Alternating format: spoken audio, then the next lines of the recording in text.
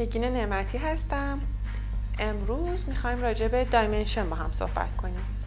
دایمنشن یکی از اجزای اصلی و مهم در دیتا ورهاوس هست.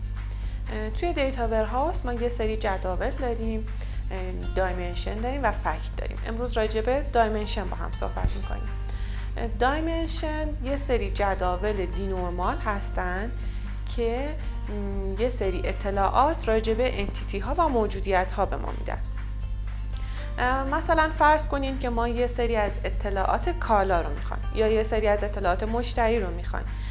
به ازای هر کدوم از اینها میتونیم یک جدول توی دیتا ورهاوسمون طراحی کنیم تحت عنوان دایمنشن. معمولا جداول دایمنشنمون رو با کلمه دایم شروع میکنیم و بعد اسم جدول رو اضافه میکنیم. توی طراحی جداول دایمنشن دقت میکنیم که جداولمون دینورمال هستن.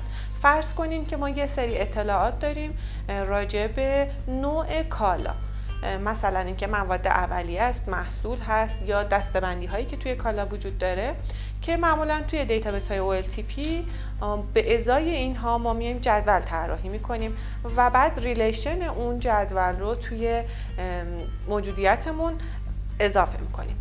در حالی که توی دیتا ورهاوس این کار رو انجام نمیدیم و جداول رو به صورت دینورمال طراحی میکنیم و اون فیلد ها رو به صورت کامل توی جدولمون اضافه میکنیم.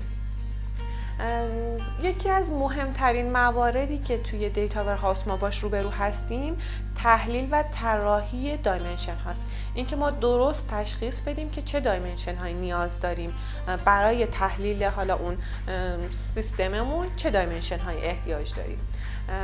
پس باید قبل از اینکه شروع به طراحی دایمنشن ها بکنیم کسب و کارمون رو کاملا بشناسیم و اون رو بتونیم تحلیلش بکنیم و دایمنشن هامون رو از بین موجودیت هایی که وجود داره انتخاب و طراحی بکنیم. دایمنشن معمولا یک کلید اصلی داره، مثل تمام جداولی که کلید اصلی دارن. اصطلاحاً سورگیت کی میگیم به اون کلید اصلی که توی دایمنشن داریم و معمولا هم آیدنتیتی تعریفش میکنیم و کلید منحصر به فرد جدولمون هست. هر جدولی به ازای یه سری دیتایی که داره احتمالاً از یک دیتابیس OLTP میاد طراحی میشه و خب ما ممکنه که احتیاج به اون آیدی اون جدول توی اون OLTP مون داشته باشیم. برای اضافه کردن آیدی جدول OLTP یک فیلد اضافه میکنیم به جدول دایمنشنمون و اصطلاحاً به اون بیزینس کی میگیم. پس بیزینس کی آیدی جدول OLTP ما هست که توی جدولمون اضافه میشه و خب بعد ممکنه که بر اساس حالا چیزی که ما نیاز داریم دیتاهای به ازای یک آیدی توی زمانهای مختلف سطرهای تکراری داشته باشیم که حالا بعداً قطعاً راجع به اینها توضیح بیشتری خواهم داد خدمتتون. هر جدول یک سری اتریبیوت داره مثل تمام جدول‌های دیگه. مثلا فرض کنیم که توی جدول کالا ما کد کالا داریم، عنوان کالا داریم، واحد کالا داریم و به هر کدوم از اینها اصطلاحاً اتریبیوت میگیم.